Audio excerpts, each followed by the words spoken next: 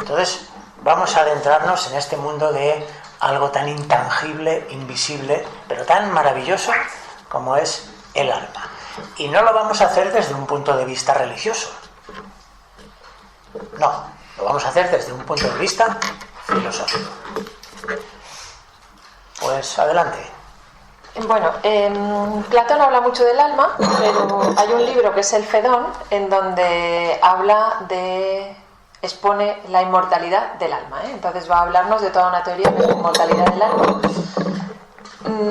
A pesar de que nosotros no podríamos definir el alma, posiblemente es parte de nuestro vocabulario y todos hablamos con el alma, nos duele en el alma, amamos con todo el alma y lo empleamos habitualmente para significar algo que hacemos de una manera profunda, con autenticidad, algo que verdaderamente pensamos que es lo mejor que tenemos, ¿eh? Entonces, obviamente es algo que es, como decía José, es intangible, no podemos como darle unas coordenadas, darle unas dimensiones, darle unos adjetivos concretos, pero eso no significa que no estemos referenciando a algo que sabemos que está ahí, ¿eh?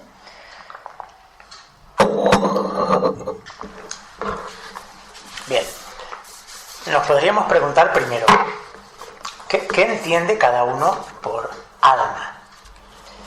Y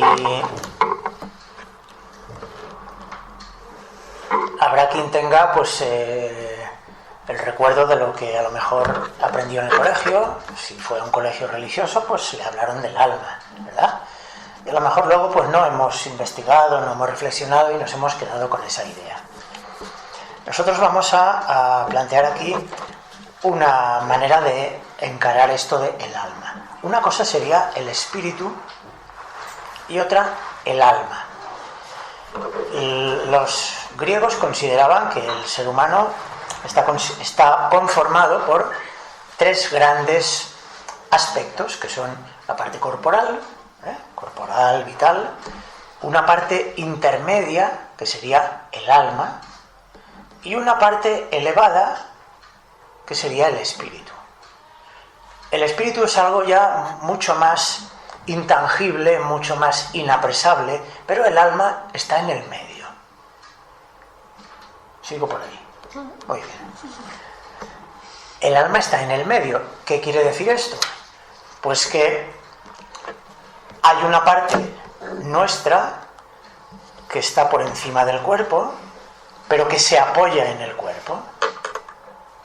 Aquí podríamos hablar de nuestro mundo emocional.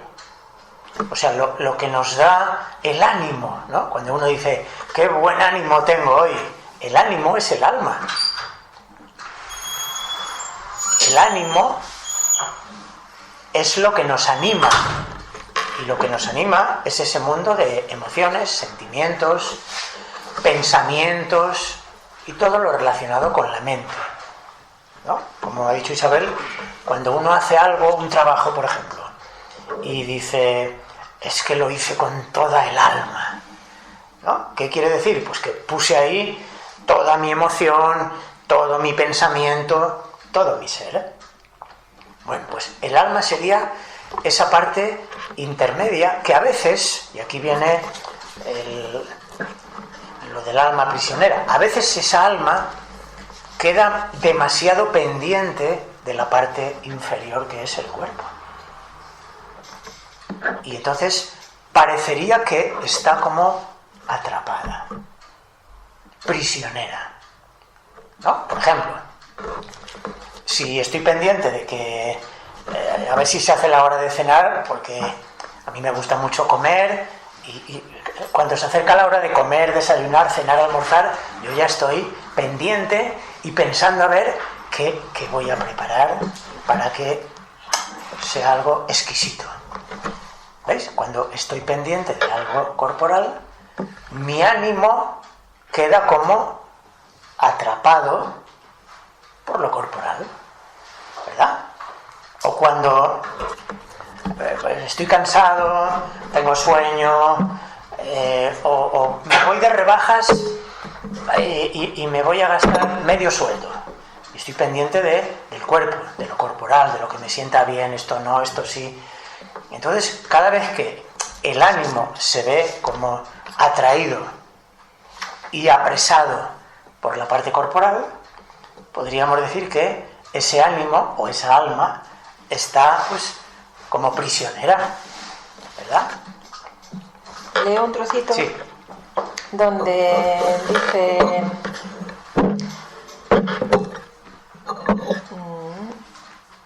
esta opinión puede parecer irrazonable, pero no está falta de razón. La doctrina que se enseña en los misterios sobre esta materia es que nosotros, los hombres, estamos como en un presidio del que no se tiene el derecho a escapar ni a huir. Es decir, que el ser humano, el alma, está como en un presidio, y ese presidio es su cuerpo. Y entonces el Fedón va a empezar diciendo, porque fijaros que si nosotros decimos que el alma es prisionera de un cuerpo, pues entonces lo sencillo sería dejarla libre. ¿Cómo hacemos para dejarla libre? Nos morimos, es decir, nos suicidamos y ya está, el alma se liberaría, ¿no? Sin embargo, lo primero que va a hacer Platón cuando expone este tema es que ese no es el camino. O sea, no se trata de decir, tengo un alma prisionera, liberémoslo de esa manera, ¿eh? Porque eso sería como, no sé, en contra de la vida. Entonces, ¿dónde debe estar la clave? Ni la otra opción, que es, bueno, esperémonos hasta que nos hagamos viejos, como nos tenemos que morir, pues ya el alma ya se liberará. Mientras tanto, pues vamos a estar en lo nuestro. Parece ser que no es exactamente eso, sino que la sensación de que el alma está prisionera en un cuerpo es una sensación de a ver cómo hago yo para que el alma se pueda sentir libre mientras estamos aquí en este cuerpo, ¿eh? Es decir, el alma está prisionera, pero podría no estarlo, o podría no tener que sentirse tan presa, ¿no? Y ahí es donde entra la filosofía, para explicarnos cuál es el camino que puede hacer que, dentro de que somos un biorobot, donde tenemos un montón de necesidades físicas y psicológicas, que todas esas necesidades no estén atrapando nuestra conciencia de manera que no haya espacio para nada más, ¿eh? A veces el alma prisionera es como la sensación de ahogo, ¿eh? No sé si tenéis alguna vez una sensación de ahogo, de que la vida no nos da para vivirla como queremos. Estamos en lo que hay que hacer, ¿eh? Voy a trabajar, voy a no sé qué, ahora tengo que comer, ahora tengo que gastar tiempo en esto, ahora no sé qué, ahora tengo muchos asuntos, pero ¿cuándo vivo? O sea, ¿cuándo hay un tiempo para una puesta de sol, para una buena conversación, para un poco de música, para una poesía, para hacer algo en donde yo sienta que esto es por lo que estoy viviendo, ¿no? O para darme a un amigo y yo qué sé, hacer algo que sea, que yo me sienta bien, pleno, ¿no? Como por fin he hecho lo que había que hacer. No nos dejamos a nosotros mismos porque tenemos demasiadas obligaciones materiales o corporales o diarias o de la mecánica de lo que es vivir, ¿eh? Entonces, más bien, la idea de ese alma prisionera iría por cómo la filosofía nos puede ayudar a despegarnos un poco de todo este mundo carnal. Por ejemplo, estamos en nuestra casa y a lo mejor nuestra casa nos gusta mucho, puede que nos guste tanto que estemos atrapados en casa, no porque la puerta esté cerrada, sino porque nos gusta tanto que nos quedamos en casa, ¿no? Pues algo así pasa con el alma que estaría atrapada. No es que esté encadenada y no pueda salir, claro que puede salir.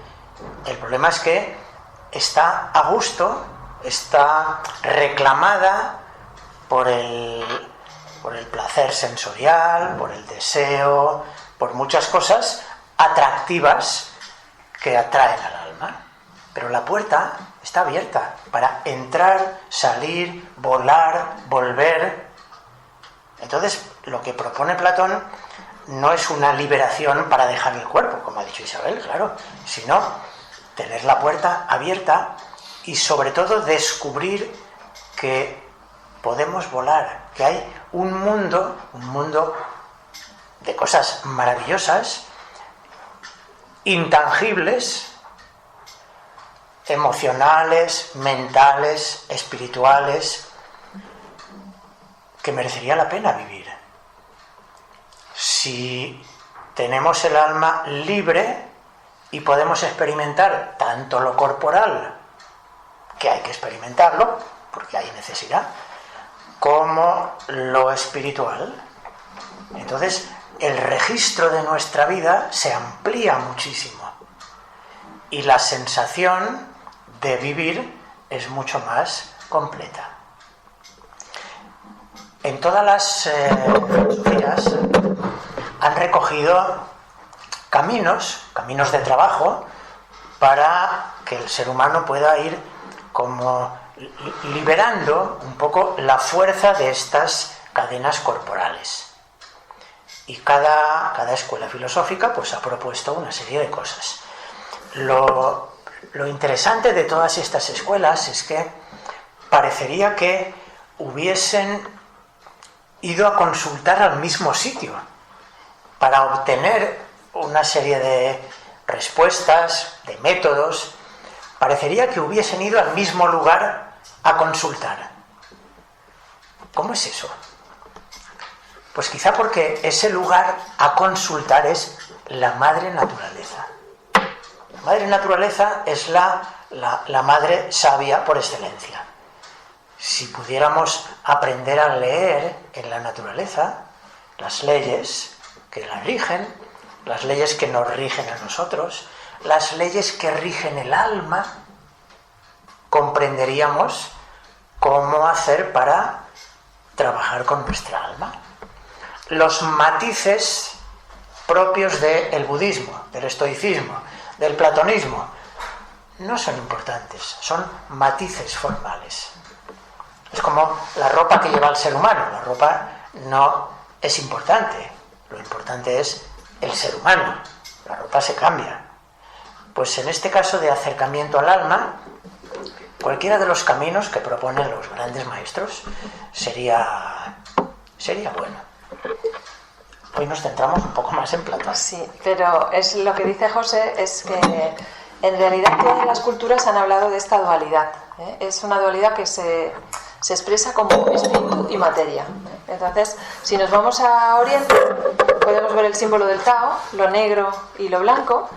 Podemos ver, no sé si conocéis la idea del hinduismo de Purusha y Prakriti. Purusha el espíritu, Prakriti la materia. También, si nos vamos al Bhagavad Gita, vamos a ver los Kauravas y los Pandavas como dos polos. Entonces hay una especie de dualidad en todas las civilizaciones que muestran el estado actual en el que se encuentra el ser humano. Eso en Grecia viene dado por la figura mitológica de Atlas. Atlas es un ser que se encuentra suspendido entre el cielo y la tierra. Con sus manos está sosteniendo la bóveda celeste, con sus pies está tocando la tierra. Entonces es como una imagen de lo que es el ser humano actualmente, que es un ser a caballo entre lo terrestre y lo celeste, entre el cuerpo y el alma, podríamos decir, lo material y lo espiritual.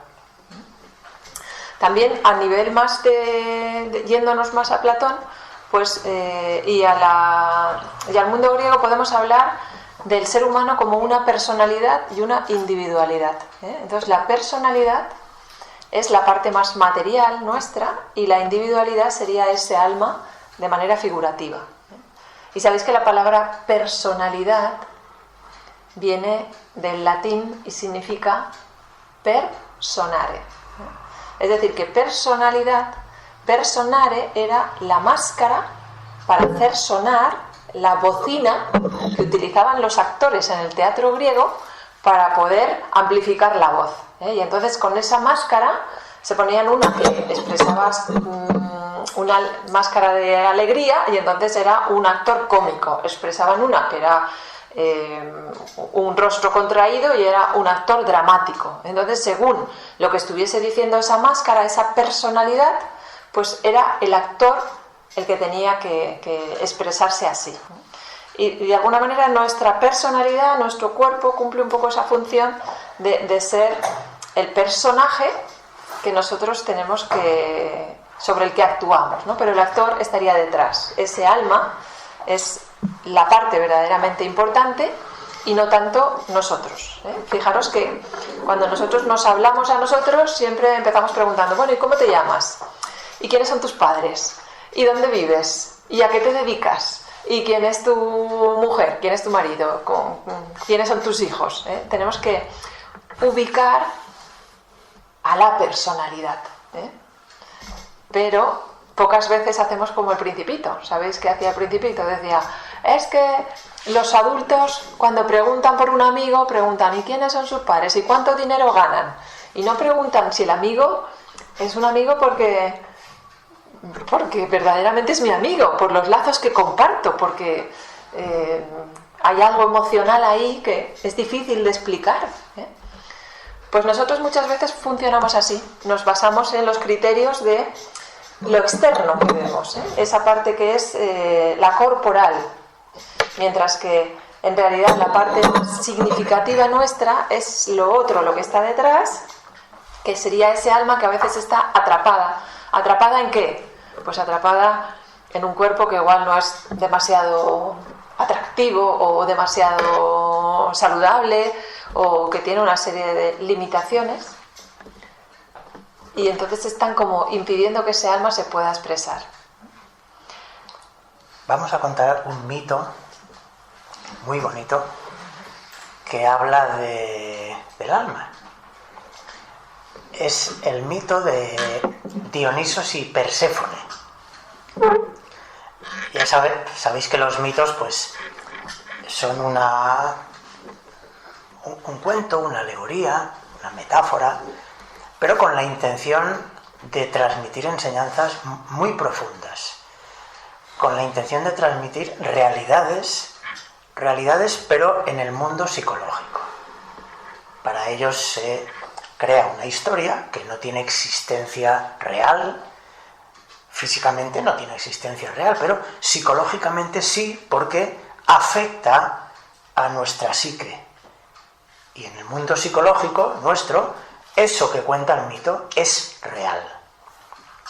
Bueno, pues este mito de Dionisos y Perséfone dice que en el principio de los orígenes primordiales, cuando no existía el tiempo, por eso es difícil decir algo, cuando no existía el tiempo, ¿qué decimos? En los remotos tiempos no existía el tiempo. Bueno, cuando no existía el tiempo todavía, en los espacios celestiales vivían Dionisos y Perséfone. Vivían en su gloria celestial y disfrutaban de la felicidad eterna. Llegado un momento, Perséfone es el símbolo del alma. Llegado un momento, Perséfone quiere fundirse con las cosas manifestadas, quiere disfrutar del contacto con la materia, con las cosas del mundo manifestado, porque el mundo celeste pues quizás se le había vuelto repetitivo, monótono, no sabemos, pero la idea de fundirse con la manifestación le atraía. Su hermano Dionisos, que representa el espíritu, su hermano Dionisos le advierte que si desciende a fundirse con la manifestación, perderá la noción de su patria celeste, se olvidará de su origen. Pero ella quiere bajar, quiere disfrutar de ese contacto con la diversidad del mundo manifestado. Y entonces desciende y se funde. Y cuando se funde, otorga vida, otorga alma a todo lo existente en el mundo manifestado. De ahí podríamos un poco quizá comprender que todo está vivo en diferentes formas de manifestación de la vida, pero todo está vivo, todo está lleno de energía. Es Perséfone. Todo tiene alma en distintos grados de manifestación. Dioniso se queda solo en el firmamento, en los espacios celestes. Y cuenta el mito que Perséfone andaba vagando por la manifestación. La manifestación se centra particularmente en la tierra, ¿no? Vamos a hablar de los seres humanos. Entonces, andaba vagando por esos espacios de la tierra en una sensación de tristeza, en una sensación de estar diversificada, en una sensación de soledad.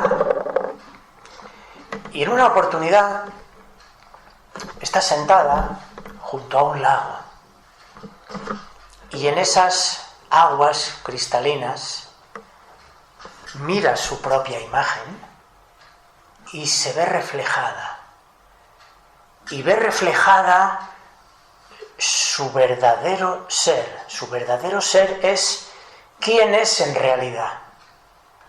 O sea, ve el alma, no el alma recubierta de materia, sino ve la belleza del alma.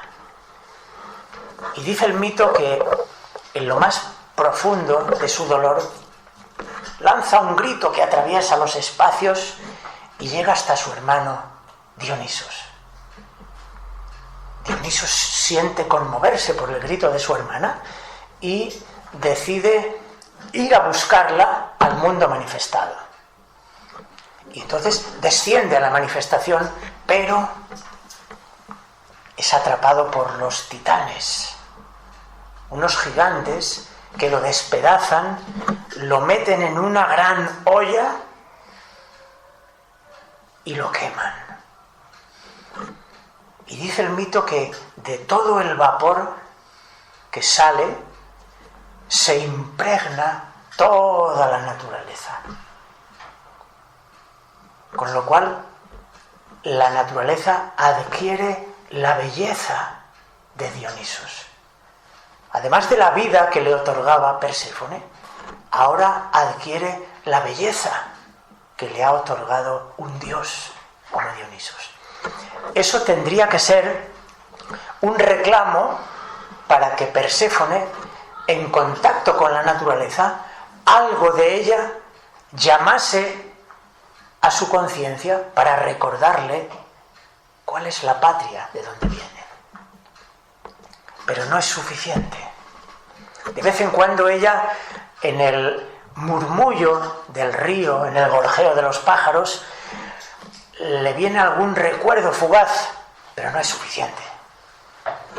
Y entonces Dionisos vuelve a descender otra vez al mundo manifestado, y esta vez él es el que se fragmenta en millones de trocitos, pero esta vez no van a fundirse con la naturaleza, van a fundirse, fijaos, con el alma de los poetas, con el alma de los filósofos, con el alma de los artistas, con el alma de los héroes. De manera que los poemas de los poetas, las gestas de los héroes, las enseñanzas de los grandes maestros sean una llamada al despertar del alma, para que a través de todo eso ella recuerde de dónde proviene. Y es así como cuenta el mito que el ser humano, el alma del ser humano, Perséfone, que tenemos en nosotros, podemos liberar poco a poco esas cadenas que aprisionan al alma a través de la belleza de la naturaleza, a través de las enseñanzas de los grandes maestros, de la música, como el otro día tuvimos la oportunidad de escuchar en un concierto de piano, a través de la poesía o de las gestas de los héroes. Por eso la filosofía nos trae todo esto, para que el alma, ella por sí sola, empiece a recordar. Y cuando empiece a recordar, se eleve a su patria natural, que es el cielo, sin dejar la tierra. Atlas, pies en el cielo, mirada, pies en la tierra, mirada en el cielo. Bueno, el Phaedon sigue hablando del cuerpo y del alma, y cómo el cuerpo es un elemento que reclama tanto nuestra atención que nos impide la búsqueda de la verdad. Es decir, Platón va a proponer un modelo que es la existencia de un mundo sensible y la existencia de un mundo inteligible. El mundo sensible es el que se apresa a través de los sentidos, mientras que el mundo inteligible es aquel que nosotros comprendemos a través de la razón, a través de nuestras capacidades mentales. Entonces nos va a decir que el cuerpo, que recibe la información a través de los sentidos, en realidad distorsiona esa información, y que lo que vamos a comprender de la realidad a través de los sentidos es muy poco, y que nos reclama demasiado el cuerpo como para que podamos dedicarnos a la búsqueda de la verdad, que es la que propone la filosofía, buscar el conocimiento, la sabiduría. Entonces voy a leer algún trocito donde lo va a contar. Mientras tengamos el cuerpo asociado a la razón en nuestra búsqueda y nuestra alma esté contaminada por semejante mal, es decir, porque el cuerpo esté ahí, nunca alcanzaremos del todo lo que deseamos, y decimos que es el objeto de nuestros deseos, la verdad. Pues el cuerpo nos produce 1000 dificultades por la necesidad de alimentarlo en que nos encontramos, que además nos sobrevienen enfermedades y ya estamos entorpecidos en la búsqueda de lo real. Pero además es que nos llena de amores, de deseos, de temores, de quimeras de todas clases, de innumerables tonterías, de tal forma que, como decimos, nos quita verdadera y realmente toda posibilidad de pensar. Está diciendo que con todos los reclamos que necesita el cuerpo, pues es poco el tiempo que nosotros podemos dedicar a pensar para encontrar el conocimiento, para llegar a la sabiduría o a la verdad. Guerras, disensiones, batallas, su única causa es el cuerpo y sus apetitos, pues solo se hace la guerra para amasar riquezas, y estamos obligados a amasarlas a causa del cuerpo, cuyo servicio nos tiene en la esclavitud. La consecuencia de todo esto es que no tenemos tiempo libre para dedicarle a la filosofía. Bueno, parecería que el cuerpo es malo. No. Qué bueno es tomarse un café, un té, una buena comida, disfrutar de los placeres que nos proporciona el cuerpo. Lo malo es que eso sea lo único. Si es lo único, pues estamos perdiendo la otra parte que nos constituye, cuyo desarrollo puede llevarnos a experiencias tan placenteras o mucho más que las sensoriales. O sea que para los hedonistas podemos ampliar el margen de placer, no limitándolo solo al cuerpo, que nos esclaviza, sino dándole al cuerpo lo que es del cuerpo, pero abriendo el cauce para el desarrollo y el disfrute del alma. El disfrute del alma es un disfrute que no es sensorial, evidentemente, pero el grado de disfrute es extraordinario. Basta con que recordemos cuando hemos visto, pues si nos gusta el arte, pues un concierto, un museo, un paisaje maravilloso, una conversación donde hemos profundizado a nivel de ideas interesantes, bonitas, que nos han hecho comprender. Y todo eso da placer también.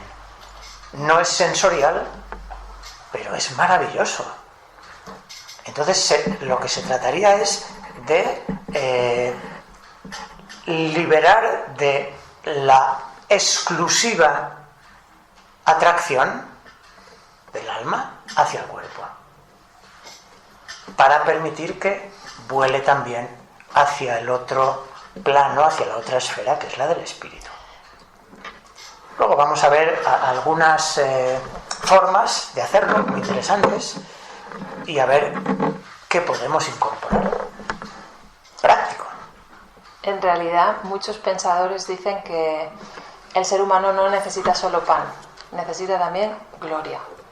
Es decir, que nuestras vidas, si solo se basan en tener cubiertas nuestras necesidades materiales, son vidas muy pobres y que no nos producen, nos dejan muy insatisfechos. El ser humano tiene que tener su porción de gloria, su capacidad de sentirse que ha hecho algo extraordinario, que está viviendo con intensidad la vida, pero no con una intensidad de tipo sensorial, sino con una intensidad de tipo vivencial, porque las experiencias, el contacto humano que tiene con otros seres humanos tiene mucha profundidad. Estamos acercándonos al corazón de las personas, no nos quedamos en la superficie.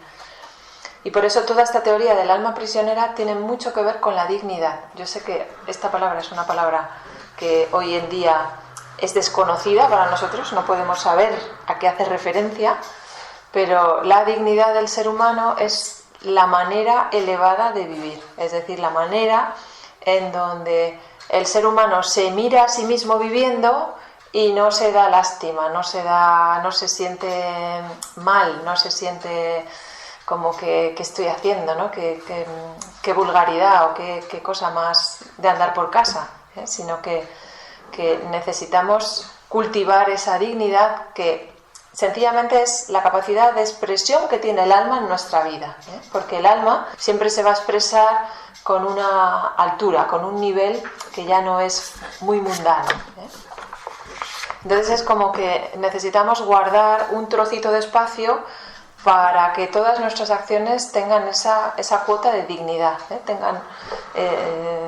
tengan eso que cuando uno se acuesta por la noche pues se siente como tranquilo, con la conciencia tranquila, porque no ha hecho las cosas así atropelladamente, que es otra manera de decir, arrastrados por nuestros deseos que a veces nos obligan a comportarnos no de la manera que nos gustaría comportarnos.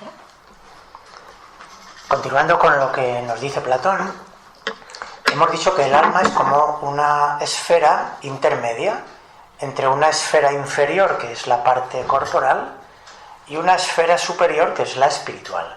Estas esferas se tocan, ¿no? Como tenemos esta esfera y la siguiente se solapa con esta, no solo la toca, sino que se solapa con ella. Eso quiere decir que nuestra parte intermedia, que es el alma, tiene un trozo superpuesto a la parte corporal y un trocito superpuesto a la parte espiritual. Esto determina una zona que Platón llamaría concupiscible. O sea, la parte concupiscible del alma es la que está en contacto con el cuerpo. Y la parte irascible del alma es la que está en contacto con el espíritu. Concupiscible, de ahí viene la palabra concupiscencia, ¿no? O sea, el quedar atrapado por el placer sensorial. Entonces, el alma es intermedia. El alma, donde la llaman, con fuerza va. Si nosotros alimentamos la parte concupiscible de nuestra alma, ¿cómo? Pues dejándonos atrapar por el disfrute sensorial, pues nuestra parte concupiscible del alma se hace grande, se alimenta, ¿no? Se hace grande. Y por tanto la parte irascible, que es la que estaría en contacto con el mundo espiritual, pues queda desnutrida y si queda desnutrida, pues pobrecita, cada vez tendrá menos posibilidades de experimentar lo espiritual. Entonces depende de nosotros a qué parte alimentemos. Y ahí viene pues lo que las escuelas filosóficas, los grandes maestros, nos van a aconsejar. Por inercia, todo tiende hacia abajo. Por inercia, nuestra alma tiende a caer. Un globo aerostático, habéis visto, ¿no? Cuando tiramos el lastre, ¿no? Tiramos peso, lastre, el globo naturalmente se eleva. Pues el alma sería como el globo.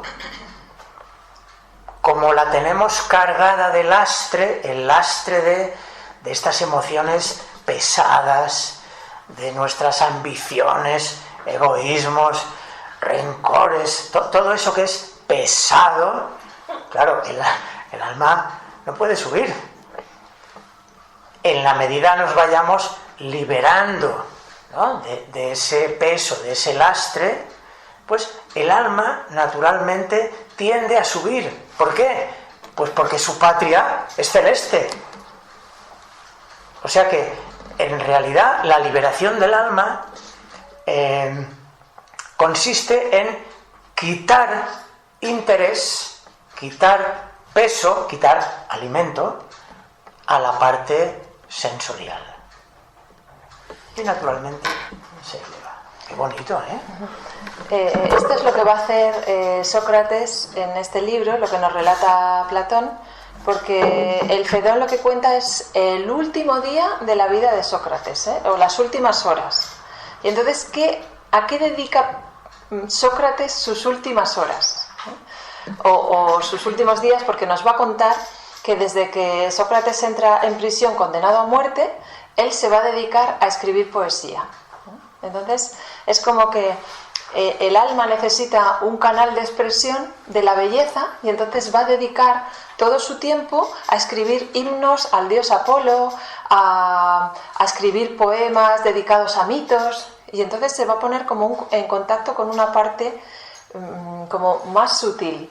Y precisamente cuando ya llegan para decirle que es el momento de tomar la cicuta, pues otros prisioneros, cuando les llegaba ese momento, pues decidían pues darse un banquete, y entonces se daban el banquete y luego ya se tomaban la cicuta, ¿no? Pero Sócrates dice, ¿pero qué dices, no? ¿Cómo voy a hacer yo eso? Que he estado preparándome de esta manera tan sutil, y total, comida arriba, comida abajo, eso no va a cambiar mi cuerpo, que se va a morir ya. Y sin embargo es como que no sería muy coherente el lanzarse a satisfacer apetitos del cuerpo, corporales, para alguien que tiene ya unas aspiraciones muchísimo más delicadas, ¿no? más purificadas, ¿eh? Y Platón a este camino filosófico le va a llamar purificación, ¿eh? Dice que en realidad el ser humano lo que tiene que hacer es purificarse de todas esas pasiones que son pasiones terrenales, ¿eh? Y que conforme, como decía José, vamos quitando lastre, vamos purificando, nos vamos dejando de interesar tanto por esos conflictos tan aparatosos, tan inminentes, tan explosivos que solemos tener y que tienen nuestros instintos más primarios, pues entonces va emergiendo una parte de nosotros muchísimo más elegante, mucho más sutil, que contacta con los demás de otra manera, que vive la vida, que se da cuenta de las cosas, que percibe. Entonces es como, bueno, ir cerrando un tipo de intereses para ir abriendo otros. Hay una cosa que dice Platón también, cuando habla de la luz de la mirada. Es una idea muy bonita que dice que cuando vamos conociendo las leyes de la vida, cuando vamos elevando el alma, ¿no?, abandonando un poquito las cadenas del mundo sensorial y vamos elevando un poco el alma y vamos conociendo un poco las leyes del mundo sutil, las bellezas del mundo sutil, cuando vamos comprendiendo la vida, es como que se nos hace una luz dentro, ¿no? De hecho, a veces en un dibujo, cuando decimos tengo una idea, ponemos una bombilla encendida, ¿no? Se me ha hecho la luz. Y además habremos experimentado la sensación de cuando hay algo que no comprendemos y después de un esfuerzo comprendemos, es como que se hace la luz dentro, ¿verdad? Es una sensación de luz. Bueno, pues Platón dice que el conocimiento nos ilumina por dentro. Y cuando nos ilumina por dentro, nos ilumina el alma que asoma por los ojos, cuando el alma asoma por los ojos, si el alma está iluminada, ilumina todo aquello a donde mira. Y cuando miramos a la vida y proyectamos luz, de pronto vemos con más claridad todo. Comprendemos con más claridad todo porque estamos proyectando luz. Es como cuando entramos a una casa, está a oscuras, no vemos nada. Encendemos la luz y ahora vemos claro y vemos todo lo que hay. Pues en la vida no todo es material. Hay causas, leyes que dan lugar a lo material. Pero lo esencial es invisible a los ojos. Lo esencial son las causas que dan origen a los fenómenos. ¿Cómo vemos las causas si son invisibles? ¿Cómo vemos las leyes si no se ven? Necesitamos una nueva manera de iluminar la vida.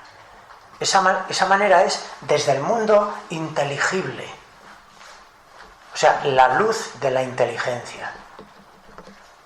Para ello hay que haber trabajado por crear esa luz dentro de nosotros. Platón sigue, porque este libro no solo habla de un alma prisionera, el Fedón, sino que el subtítulo que tiene este libro es el Fedón o la inmortalidad del alma. Está diciendo, en el ser humano habría un cuerpo y habría un alma, ese alma está prisionero de ese cuerpo, pero además es que la característica de ese alma es que es inmortal. Y eso es ya como un segundo nivel. O sea, en el ser humano habría dos partes, pero además es que una es mortal y la otra sería inmortal. También hemos leído al principio, no sé si os habéis dado cuenta, pero cuando el primer párrafo que hemos leído, hemos dicho que Sócrates habla de los misterios. La doctrina que se enseña en los misterios es que los hombres estamos como en un presidio, en los misterios. Los misterios era una institución dentro de Grecia en donde se preparaban los seres humanos para tener conciencia de inmortalidad. Entonces, ¿uno cómo tiene conciencia de inmortalidad? Bueno, pues en realidad de lo que se trata es de ser conscientes de esa característica que tiene el alma. En realidad, nosotros hoy en día, la gente de lo que está preocupado es de hacerse inmortal corporalmente, es decir, a ver si puedo vivir 100 años, a ver si puedo vivir 150, a ver si puedo vivir 200, a ver si no me puedo morir nunca, ¿no? Esa sería como el objetivo. Inmortalidad. Y entonces alcanzar la inmortalidad sería que alguien te toque con, no sé, que te dé un mejunje y entonces que consigas la inmortalidad. Sin embargo, cuando los antiguos hablaban de conseguir la inmortalidad, no se refería tanto a conseguir una inmortalidad física, sino a tener conciencia de que somos inmortales, que es totalmente diferente. Es decir, Platón va a poner mucho énfasis en que nuestra vida depende de cómo la estemos viviendo. Si nosotros nos sentimos mortales, vamos a morir con la muerte. Y si nos sentimos inmortales, no si nos sentimos, si hemos concienciado que somos inmortales, no vamos a poder morir. Porque quien conciencia que es inmortal es el alma y quien se siente mortal es el cuerpo. Entonces, cuando uno siente su mortalidad es porque está viviendo desde el cuerpo. Y cuando consigue tener la percepción de inmortalidad es porque ha dado canal de expresión a su alma. Entonces, el fin último de toda esta camino filosófico es conseguir la inmortalidad consciente, es decir, darse cuenta de que el ser humano no puede morir. En este aspecto tenemos mitos que hablan de el prototipo del héroe. El héroe no es alguien ajeno a nosotros, no. El héroe somos nosotros. Y Heracles, por ejemplo, un prototipo de héroe, está representando al ser humano en su camino de acceso a la conciencia de inmortalidad.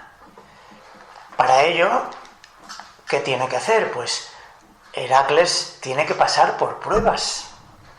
Cada prueba le va haciendo superar una parte de sí mismo. Cada vez que va superando, va elevando la conciencia. Y ya en las últimas pruebas, bueno, ya en la última, él se da cuenta, adquiere la conciencia de lo que ya es, pero no lo sabía, que es inmortal. Y al terminar las 12 pruebas, pues ya sabéis que va al Olimpo y reside allí con los dioses. Se convierte en inmortal. Se convierte en inmortal. En realidad ya lo era, pero al no ser consciente era como que no lo fuera. Entonces ese mito, ese prototipo de héroe, está reflejando lo que el ser humano tiene por delante. Tiene un camino heroico donde la vida le va a poner muchas pruebas. Entonces, lo que nos pone la vida, las dificultades, lo que tomamos por problemas, son las pruebas. Claro, no nos va a traer un gigante de 8 cabezas como a Heracles. Es un mito, ¿no? A nosotros, a nuestro nivel, la vida nos trae unas pruebas. En la medida las enfrentamos desde el mundo inferior o desde el trabajo por elevarnos, nuestro avance pues va o no va. Podemos quedarnos adormecidos por la dispersión, por los entretenimientos, por la caverna, como dice Platón también. Y entonces nos quedamos ahí sentaditos mirando las sombras con apariencia de realidad, pero son sombras. O sea que los mitos parecerían cuentos, pero cada mito tiene una profundidad extraordinaria y va dirigido a nuestro corazón porque nos quiere dar una enseñanza muy profunda en este camino de evolución. Toda esta teoría tiene una segunda parte que implica que si el ser humano se siente inmortal, la consecuencia de ello es que vive sin temor a la muerte. Es decir, quien siente que va a morir es el cuerpo y por tanto quien teme a la muerte es el cuerpo. Entonces Sócrates nos va a decir aquí, claro, todos sus discípulos están con él acompañándole en este último día y entonces se sorprenden de que Sócrates pues esté tan tranquilo y que viva las cosas con tanta naturalidad. Y entonces dice, es un hecho, continuó Sócrates, que los verdaderos filósofos se ejercitan en morir diariamente, porque como están buscando la inmortalidad consciente, están trabajando desde esa perspectiva de considerarse inmortales y de esa manera pues se ejercitan en no temer a la muerte, ¿eh? Dice, y son entre todos los que tienen menos miedo a la muerte. Reflexiona en esto, si en efecto ellos están de todas formas enemistados con su cuerpo, porque no quieren hacer mucho caso a sus deseos materiales, si están enemistados con su cuerpo y desean que su alma esté sola con ella misma, y si por otra parte tuviesen miedo y se rebelasen cuando ese momento llegase, ¿no sería una grosera inconsecuencia por su parte? Es decir, si el filósofo se ha estado ejercitando en una vida en donde busca separarse, que ese alma esté separada de todos sus procesos corporales y de todas sus necesidades, ¿no sería una incongruencia que en el momento de la muerte no quisieran separarse? O sea, tuviesen miedo.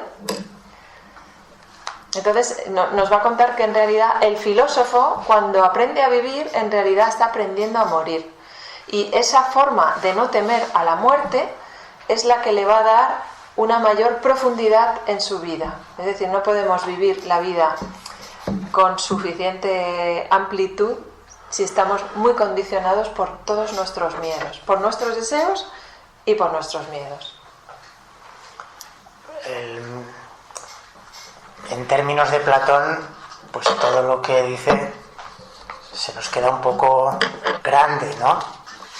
Parecería ser que conforme ha ido avanzando el tiempo, el nivel del ser humano para comprender y vivenciar ha ido disminuyendo, ¿no? Por aquello de los ciclos de la historia.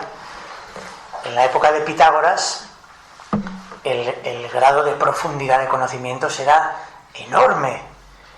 Y luego Platón, con un poquito de Pitágoras, hizo todos sus diálogos.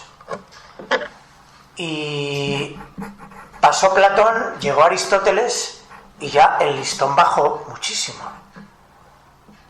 Con Aristóteles nos quedamos ya más centrados en el mundo de la ciencia, de la naturaleza, lo cual no está nada mal, pero se perdió mucho de la metafísica de Platón. Después de Aristóteles vienen las escuelas estoicas, cínicas, etcétera, ya prácticamente con poca metafísica, por las épocas de crisis que se estaba viviendo, pero aún así con fuerza interior, con voluntad de salir adelante, de vivir de una manera austera y todo esto. Pero conforme va pasando el tiempo, parece que llegamos a una época muy materialista, como la nuestra, y ahora lo que nos importa, pues todo esto de las austeridades y todo esto, bueno, salvo 4 locos que andan por ahí, los demás, pues pensando en las redes sociales, en internet, en Netflix, en lo que voy a hacer con la paga y qué me voy a comprar. Y por cierto, me voy que las rebajas están por cerrar y han abierto un restaurante y estas cosas que son propias de, por lo menos, de esta parte del mundo. La otra parte está en otra cosa.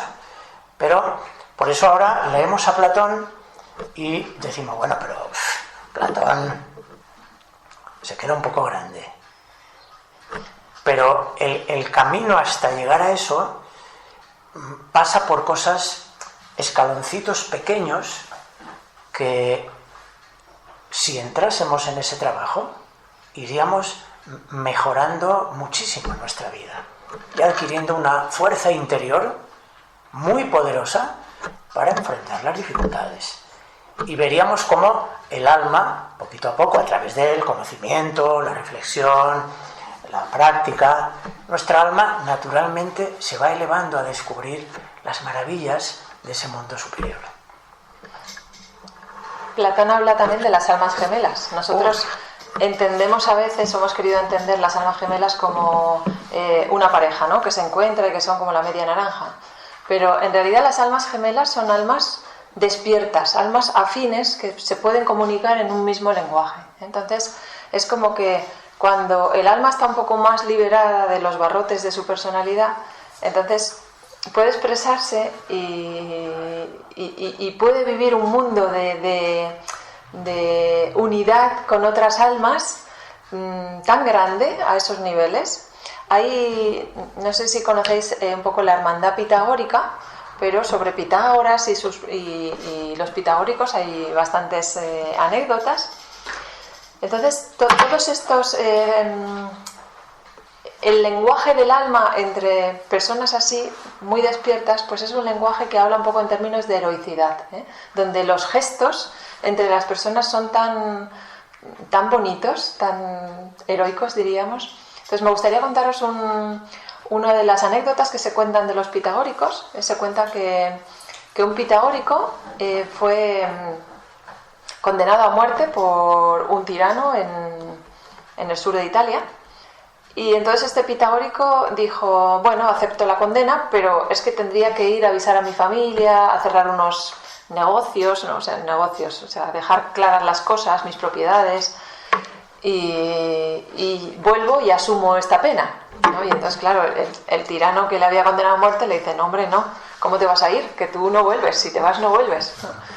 Y entonces, comprendiendo que este pitagórico tenía una necesidad de cerrar su vida, pues otro pitagórico amigo le dijo al tirano, no te preocupes, que yo me quedo por él y doy mi vida en caso de que este pitagórico no volviese.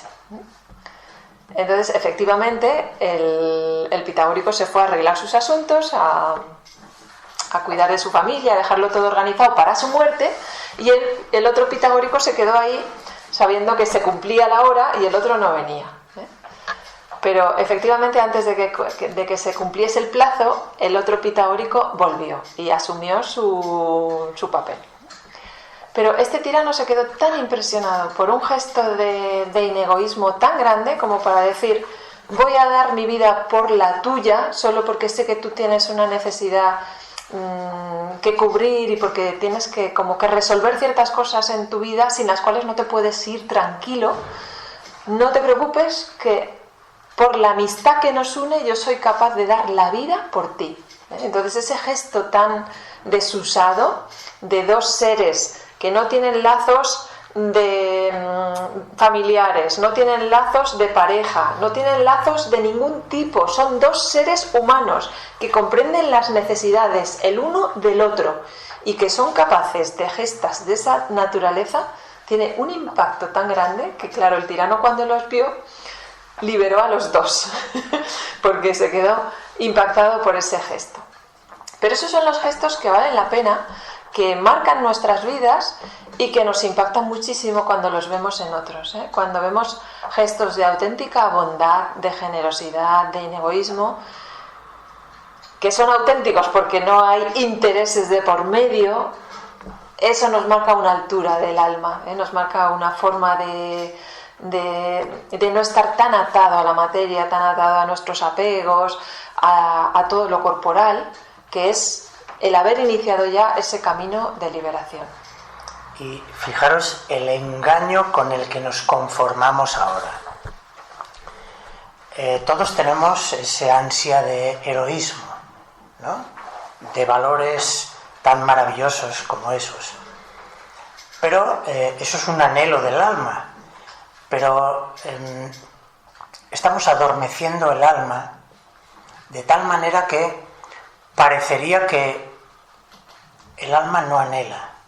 La satisfacemos con cosas como la admiración que sentimos desde nuestro sofá por un deportista que hace un hecho deportivo grandioso, vamos a decir, ¿no? El gol que metió, el lanzamiento que hizo, el esfuerzo tan grande, y realmente no les quito valor. Los deportistas hacen muchísimo esfuerzo y se ganan a través del esfuerzo el despertar de ciertas potencialidades internas que se ganan por el esfuerzo.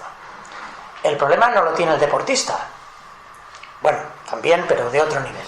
El problema lo tiene el que desde su sofá satisface su anhelo de heroicidad viendo al otro cómo se esfuerza. Y uno nunca sale de su comodidad. Y como es entretenido ver a otro, pues valoramos al otro. Pero ¿y nosotros? Entonces se trataría de, sí, valorar al otro, de acuerdo, pero ¿y nuestro heroísmo? ¿Y nuestra capacidad de movilizar fuerzas poderosas dentro de nosotros que nos lleven a cosas tan grandes como esa algún día? ¿No? ¿Qué clase de fuerza tan tremenda tuvieron que tener los pitagóricos para hacer eso los unos por los otros? ¿Qué clase de alma tuvieron? Pues la fueron alimentando con el conocimiento, con la voluntad, con la disciplina, con toda una serie de cosas que formaban parte de la escuela de Pitágoras. O sea que las fuerzas que tenemos dentro, latentes, son muy poderosas. Y si están, ¿por qué no las vamos a descubrir? ¿Cómo vamos de verdad? Podemos, para terminar, leer un poema. Ah, sí. Es un poema de Amado Nervo. Se titula Deidad. Y dice: como duerme la chispa en el guijarro y la estatua en el barro, en ti duerme la divinidad. Tan solo en un dolor constante y fuerte al choque, brota de la piedra inerte el relámpago de la deidad. No te quejes por tanto del destino, pues lo que en tu interior hay de divino, solo surge merced a él. Soporta, si es posible sonriendo, la vida que el artista va esculpiendo al duro choque del cincel. ¿Qué importan para ti las horas malas, si cada hora en tus nacientes alas pone una pluma bella más? Ya verás al cóndor en plena altura, ya verás concluida la escultura, ya verás, alma, ya verás. Qué bonita. ¿Habéis visto? Bueno, cada verso es para detenerse un buen rato. Cuando dice al choque, cuando chocamos contra la piedra y salta una chispa, ¿no? La piedra, si tuviera emociones y se pudiera quejar, ¿qué grito daría? ¿Verdad? Pero ha saltado la chispa. Esa chispa es lo que surge en nosotros cuando la vida nos da un golpe y sabemos soportarlo con dignidad. Salta la chispa. La chispa produce luz por dentro. Fugaz, pero una y otra y otra, o el cincel que va esculpiendo la estatua. Cada golpe del cincel, el mármol se queja, claro que se queja, pero en cada fragmento que le quitamos, de lo que le sobra, puede surgir la estatua, puede surgir la belleza. En nosotros igual. Eso es lo que está diciendo. Es maravilloso. ¿Habéis visto? Perdón. Dionisos, a través de los poetas, está mostrando la fuerza del espíritu. Pero cuesta, hay que ganárselo, hay que concentrarse, hay que trabajar la mente para centrarse en lo que está diciendo y poder descubrir lo que quiere decir el poeta. Pero qué maravilla lo que uno descubre, ¿verdad? Además, la palabra entusiasmo, que era lo que promovían los dionisíacos, lo que promovía Dionisos, significa enteos, significa Dios en uno mismo. El entusiasmo es cuando nosotros estamos tan llenos de vitalidad, tan llenos de alma, tan llenos de que expresamos eso hacia afuera. Entonces, el entusiasmo es la alegría de vivir desde el alma. Y eso es una de las grandes ideas. Bueno, no sé si queréis comentar algo ¿Algún comentario final? o alguna idea que queráis. A mí me han venido varios insights mientras... Sí, como el pincel. Sí. Ya sabes, era como... claro, el amor platónico es un amor de alma a alma. Por eso no hace falta que esté el cuerpo físico, porque digamos que la materia queda en un segundo lugar, ¿no? De ahí vendría lo del amor platónico. Efectivamente, es un contacto de alma a alma. Claro. Entonces lo que estás enamorado o de lo que amas es Sí. el alma de la persona. El alma, ¡uy, qué bonito! Porque cuando has dicho el lenguaje, porque precisamente el otro día lo estaba comentando, ¿no? O sea, cómo anhelo el siempre estar con personas que hablemos el mismo idioma. Ese lenguaje, ¿no? Que va más allá de juicios, de todo. O sea, hay un entendimiento que no hace falta ni palabras, es otro lenguaje distinto, es como el lenguaje del alma. Y eso produce también otro tipo de placer, que no es sensorial, es un placer del alma. Y que tiene mucho que ver con el contacto, o sea, con darte cuenta de que detrás de otra persona hay un alma que vibra como la tuya, que está pasando por las mismas pruebas, y no sentirte solo, ¿no? Hay una especie de conexión entre almas que lo que hacen es que se reconocen que están aquí en esta vida, que tienen muchas pruebas que sortear, y entonces es como... tú te das cuenta, ¿verdad? Sí, yo también me doy cuenta, y es como una complicidad, ¿no? De saber que estamos aquí en esto juntos. Pero también hay que tener en cuenta que la naturaleza Hasta luego, Pablo. Hasta luego. La naturaleza por algo nos ha dado un cuerpo, ¿verdad? Y si nos lo ha dado es por algún motivo. No podemos tratarlo de cualquier manera. Tendríamos que ser justos. Tenemos necesidad de... Claro, tenemos que ser justos. Justo es la justicia, ¿no? Justicia es ajustarse a lo que marca la ley. En este caso, dar al cuerpo lo que corresponde al cuerpo.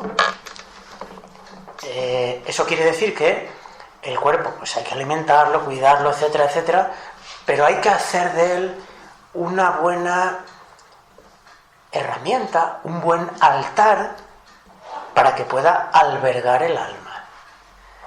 Y para eso, pues se requiere que trabajemos con él, que lo mantengamos limpio, higienizado, en orden, que si tiene sus caprichos, pues sepamos moderar los caprichos que el cuerpo tiene, o sea, darle lo justo, no lo que quiere, no, lo justo, ¿verdad? De esa manera hacemos del cuerpo una buena herramienta de trabajo para seguir nuestra evolución, que es poder elevar el alma hacia su patria celeste. Pero para elevar el alma necesitamos un cuerpo que no reclame mucho nuestra atención, que no nos esclavice. Y para eso hay que armonizarlo. Hay que trabajar con él. Hay que, como decían en las escuelas antiguas, hay que formar el carácter.